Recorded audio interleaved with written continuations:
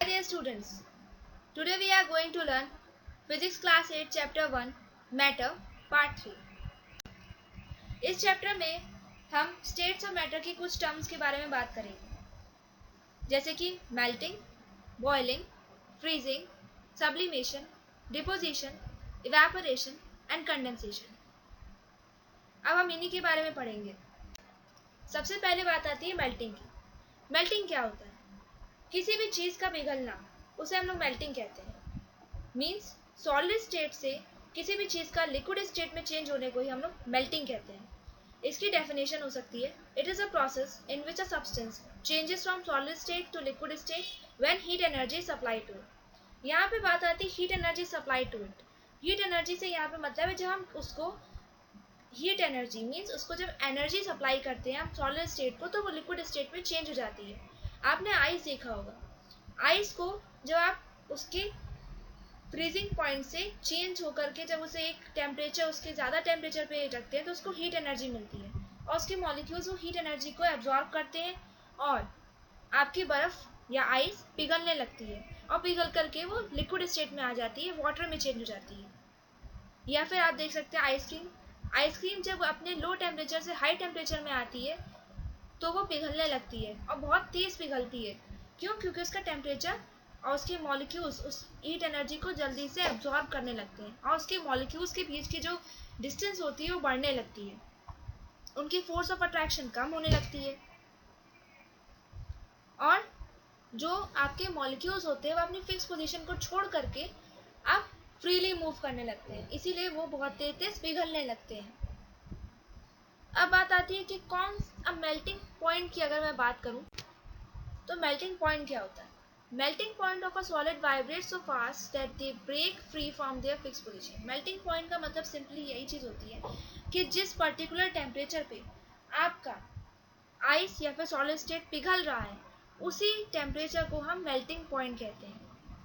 Means जिस temperature पे आपकी बर्फ़ अगर आप बाहर लेके आए उस टेम्परेचर पे या फिर कह लीजिए रूम टेम्परेचर पे आपकी बर्फ़ अगर पिघल रही है तो उसको हमारा मेल्टिंग पॉइंट हो जाएगा. इसमें आपकी थर्मल एनर्जी बढ़ जाती है. अब हम बात करेंगे कि फ्रीजिंग क्या होता है. फ्रीजिंग मतलब किसी चीज़ का फ्रीज हो जाना, जम जाना. To freeze means to change a substance from a liquid state to solid state by cooling it to the freezing point. Means अब आपका एग्जाम्पल हम अगर लें तो अगर आप आइसक्रीम को जमाते हैं या फिर उसको फ्रीज करते हैं तो आपका लिक्विड स्टेट से सॉलिड स्टेट में ही कन्वर्ट होती है. तो कोई भी चीज़ जो लिक्विड स्टेट से सॉलिड स्टेट में चेंज हो रही है उसे हम लोग फ्रीजिंग कहते हैं. फ्रीजिंग में आपका आइसक्रीम ही एक अच्छा एग्जाम्पल है. और भी चीज़ें हैं जिसकी एक अच्छी एग्जाम्पल हो सकती है. वाटर का फ्रीज हो जाना विंटर्स में, वो भी आपका एग्जाम्पल है. तो फ्रीज मीन्स जम जाना simply. Liquid state to solid state में चेंज होने को ही हम लोग फ्रीजिंग कहते हैं.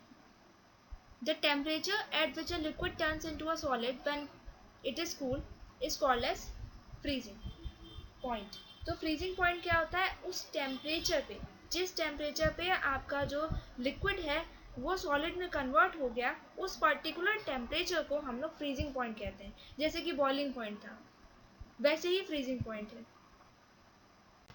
अब हम बात करेंगे वेपराइजेशन क्या होता है. वेपराइजेशन मतलब होता है change from liquid to gas. Vaporization happens when particle in a liquid gains enough energy to form a gas. जब कोई भी आपका लिक्विड स्टेट से गैस में चला जाता है सब्सटेंस, उसे हम लोग वेपराइजेशन कहते हैं. वेपराइजेशन तब होता है जब उसके पार्टिकल्स इतनी एनर्जी को गेन कर लेते हैं कि वो गैस में चेंज हो जाए. इसमें आप देख सकते हैं कि इसके मॉलिक्यूल्स जो होते हैं एक साथ हैं, लेकिन जब इसकी काइनेटिक एनर्जी इन मॉलिक्यूल्स की बढ़ जाएगी, जब ये हीट एनर्जी या फिर कोई और एनर्जी को गेन कर लेंगे तो ये इनकी काइनेटिक एनर्जी बढ़ने की वजह से ये लोग मॉलिक्यूल्स दूर दूर हो जाएंगे और ये लोग फ्रीली मूव करने लगेंगे. So liquid changes to gas, that is called as vaporization. दो टाइप के आपके वेपराइजेशन होते हैं. Evaporation. Vaporization take place only on the surface of the liquid. Evaporation आपका जो होता है सिर्फ लिक्विड के सरफेस पे ही वर्क करता है, सिर्फ लिक्विड की सरफेस पे ही काम करता है और होता है. इवेपोरेशन का कोई पर्टिकुलर टेम्परेचर या बॉइलिंग पॉइंट या फिर फ्रीजिंग पॉइंट इस तरीके से नहीं होता है. इवेपोरेशन किसी भी टेम्परेचर पे हो सकता है और इसमें पार्टिकल्स जो होते हैं वो एटमॉस्फेयर में बहुत कम निकलते हैं, जैसे कि आप रिवर्स और इन सब में देख सकते हैं. बॉइलिंग में आपका क्या होता है? बॉइलिंग आपका बिलो द सरफेस, ये पानी के अंदर भी होता है और लिक्विड जो होता है इसमें गैस में चेंज हो जाता है, सरफेस पे भी और साथ ही साथ उसके अंदर भी आपका जो होता है लिक्विड गैस में चेंज होने लगता है बॉइलिंग में। जैसे कि पानी के उबलने में आप देख सकते हैं, उबलने में इसमें पार्टिकल्स ज़्यादा निकलते हैं और मॉलिक्यूल्स में ज़्यादा पार्टिकल्स मूव करते हैं। बॉइलिंग पॉइंट क्या होता है? बॉइलिंग पॉइंट वो पॉइंट होता है जिस टेम्परेचर पे आपका जो लिक्विड है वो गैस में चेंज होने लगेगा, उसी हम टेम्परेचर को, उस पर्टिकुलर टेम्परेचर को हम लोग बॉइलिंग पॉइंट कहेंगे। जिस पर्टिकुलर टेम्परेचर पे आपका लिक्विड स्टेट से सॉलिड गैस स्टेट में जाने लगे वाटर, उसे हम लोग बॉइलिंग पॉइंट करेंगे। ये टेम्परेचर जो होता है किसी भी लिक्विड का सेम नहीं होता है, ये कोई भी डिफरेंट लिक्विड का डिफरेंट होगा टेम्परेचर। जैसे कि वाटर का आपका जो होता है वो 100 डिग्री सेल्सियस होता है और 212 डिग्री फ़ारेनहाइट जिसे हम लोग और कह सकते हैं। सो वाटर का बॉइलिंग पॉइंट 100 डिग्री सेल्सियस है, वैसे किसी भी और लिक्विड का डिफरेंट होगा टेम्परेचर। सो पर्टिकुलर टेम्परेचर जिसमें कि आपका लिक्विड चेंज हो जाए वेपर में, उसे हम लोग बॉइलिंग पॉइंट कहते हैं। इवेपोरेशन क्या होता है? Evaporation is a change of a liquid into a vapour at a temperature below the boiling point. Evaporation का मतलब होता है जब आपका लिक्विड चेंज होने लगता है वेपर्स में बॉइलिंग पॉइंट से नीचे। मीन्स इसमें ज़रूरी नहीं है कि इसका कोई एक पर्टिकुलर टेम्परेचर होगा उसी पे जाके इसका इवेपोरेशन स्टार्ट होगा। इवेपोरेशन कभी भी किसी भी पर्टिकुलर टेम्परेचर पे स्टार्ट हो सकता है, किसी भी टेम्परेचर पे। जैसे कि आप देख सकते हैं रिवर होती है, रिवर है और ओशियन है और सीज है, इन सब में क्या होता है इवेपोरेशन आपने देखा होगा। जब बहुत ज़्यादा उस पर सूरज की रोशनी पड़ती है, सन बहुत ज़्यादा, कभी कभी टेम्परेचर हाई होता है, तो उसकी वजह से क्या होता है इसमें वाटर में गैसियस फॉर्म आने लगती है। आप देख सकते हैं जैसे कि पिक्चर में, जैसे कि हम इसमें एक और एग्जांपल आ सकता है इवेपोरेशन का, जैसे कि पेट्रोल होता है। पेट्रोल में हमारा क्या होता है, पेट्रोल को अगर आप खुला छोड़ देंगे तो वो इवेपोरेट होने लगता है। और नेल पेंट रिमूवर होते हैं, उनमें एसीटोन पड़ा होता है, वो भी इवेपोरेट होने लगता है एटमॉस्फेयर में। एल्कोहल स्प्रिट होती है, वो भी इवेपोरेट होने लगती है।